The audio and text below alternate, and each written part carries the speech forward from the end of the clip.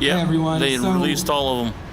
I got the address of 2 of them. I want to ask some questions, and I don't know about you, but all those names that were read, you know, it was a list of names. We know that they were killed by cops, but what you don't hear in those names is these were all people who were unarmed. They did not have a weapon.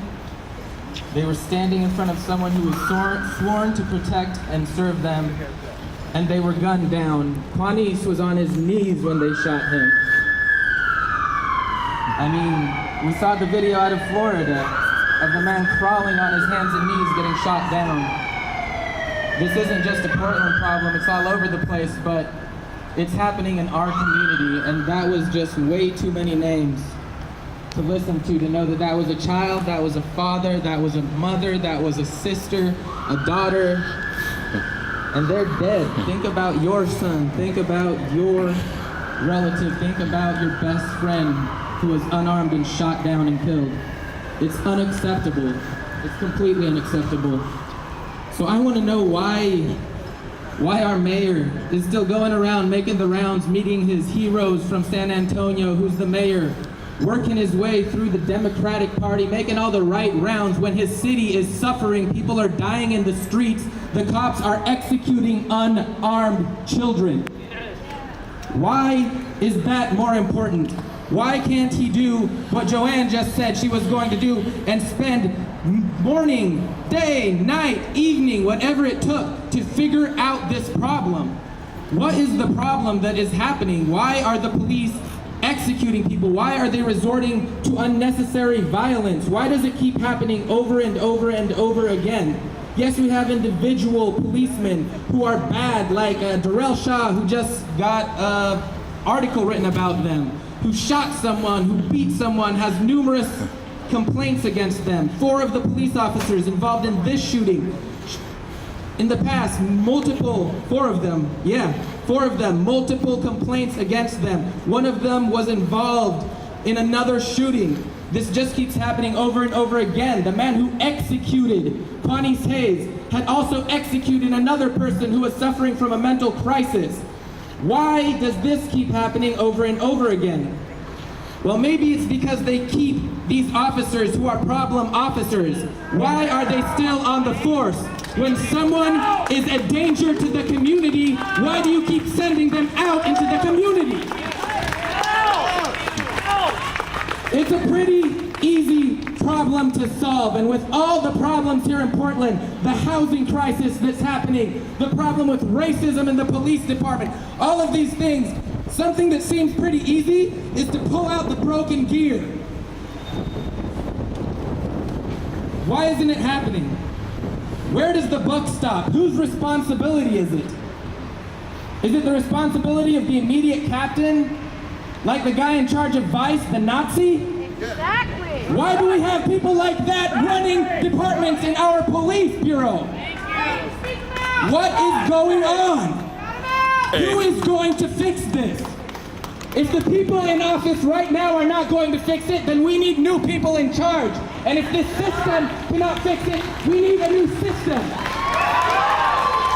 So we need to replace these people in City Hall with allies. We replaced someone in City Hall with a housing ally.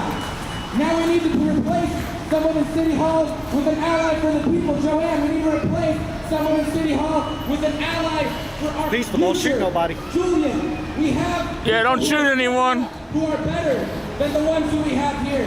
We need to beat the doors. We need to beat the... Yeah, fascist goon, run. That these people come in. Chicken. And it still doesn't get fixed. We need to fight for municipal government. Because we are not going to get adequate representation when we elect 5 people who are wealthy enough to run for office or who have friends that are wealthy enough to back them up. How are we going to get represented out in Arlington? How are we going to get represented over in Selwood? How are we going to get represented over in Pulley? We don't have anyone from Pulley speaking for us. We don't have anyone from Brentwood speaking for us. So they will represent us in every neighborhood because they will be directly accountable to us. And that's why we need that sort of government that cannot be fixed by anyone. Bye, fascist goon. So I'm here to ask you, man, if you care about this and you want to do something that will work, bang on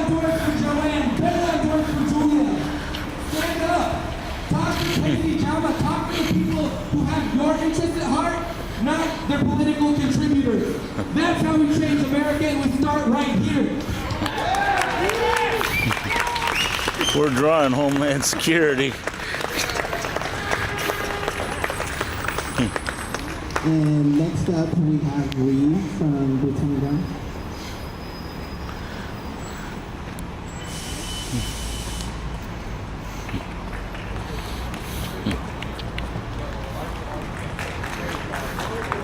Hi, my name's Reed from Boots on the Ground PDX. We serve the houseless and those suffering from mental crisis. So you can imagine how painful for our groups the actions that occurred on Saturday night were. Historically, communities, nations are judged by the way they treat their poor, their infirm, their sick, their elderly, those with nothing. And we are receiving failing marks. Even if we didn't create these violent policies, allowing them to continue makes us complicit and makes us guilty. We are guilty of the death of all of these people. On the evening of April 7th, officers were very aware all day long of a human being running around this city in the middle of a mental health crisis. Their first thing they did was ignore the problem and call Cascadia, already overworked, underpaid social workers, to go magically dig up this person that they lost. They continued to have reports of him all day long. This is a cue that you need mental health professionals on the scene. This is your first cue. You do not rush in there with guns. And I want to make this really, really clear.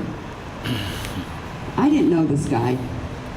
I don't know what his political ideologies were, but at the end of the day, he was suffering from a mental health crisis. Worse than him losing his life, he was mentally tortured all day long before he lost his life.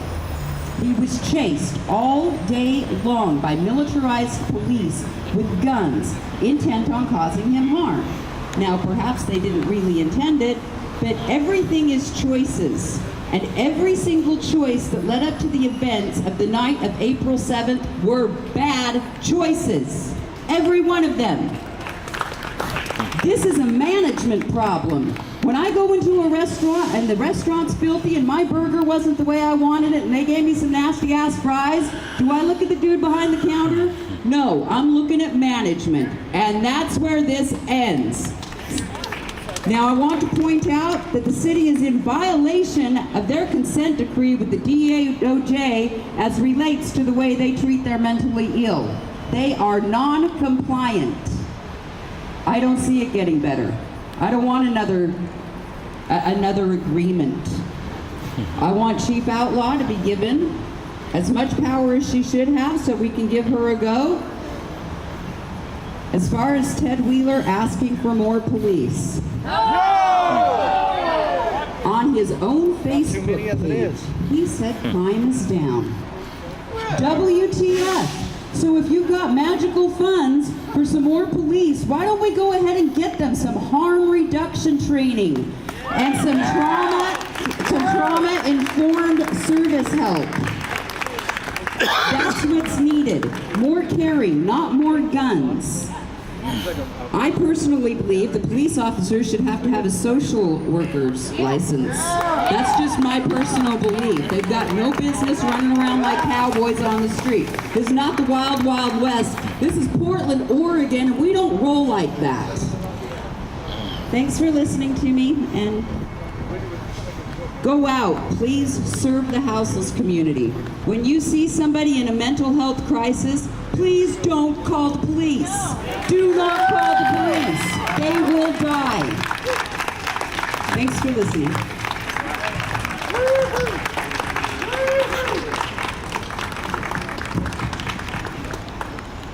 Beat me to it. Next we have Juno, right? From DSA.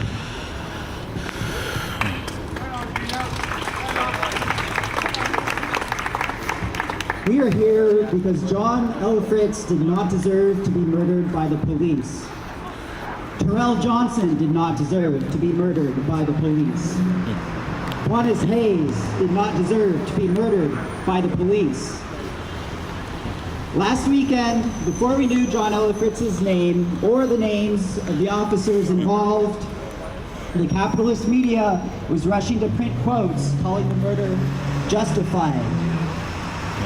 State killing is never justified, and the logic of permitting state murder cannot be left unanswered.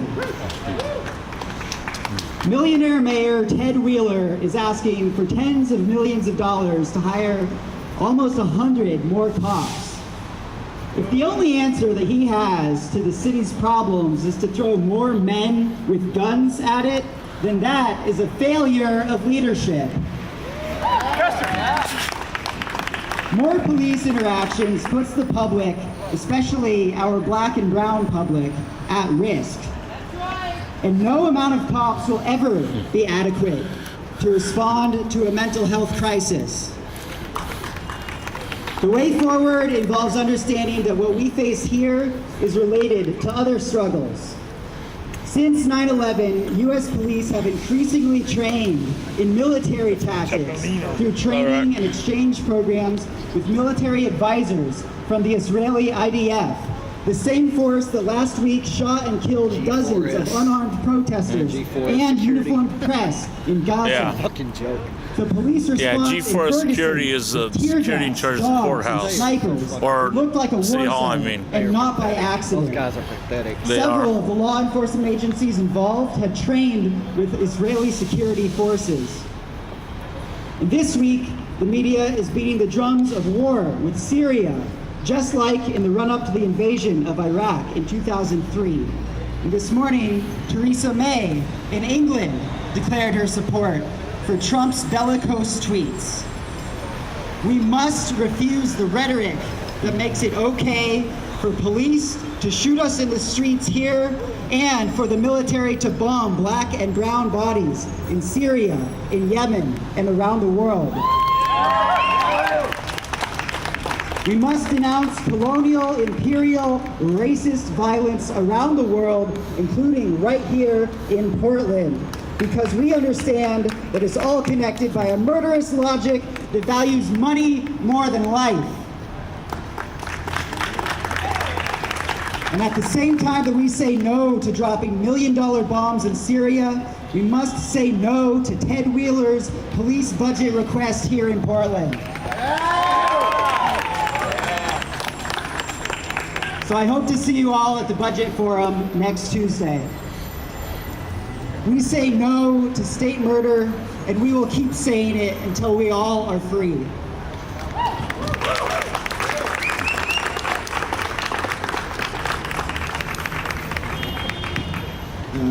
And next, we have one of our organizers from Portland. Oh, there she is. Lydia from Portland Resistance.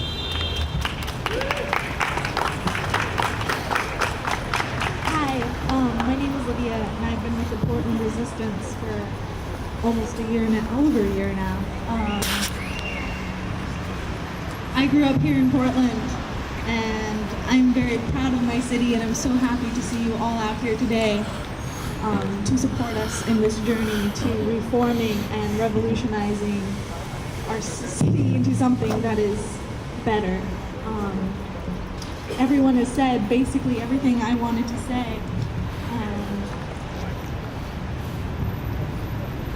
I think the only points that have not been covered is basically that we need to remember that these officers, these are not one-time offenses. These are not bad apples. This is not irregular. This is exactly what they are trained to do. All cops are bastards. And all cops here in Portland, they show their cowardice when they shoot a man who is literally cutting himself with a knife. He was suffering a mental health crisis. He was not a danger to people around him, and even if he was, well, isn't that what they were trained to deal with? If they were not trained to shoot him, what were they trained to do? Because over all these years, there's only been 4 mental health trainings. The Portland police need to do better, and we have to remember that these people continue to do this. Chad Pfeiffer assaulted and tased an unarmed man in 2010. Andrew Polis was among the officers who murdered Keaton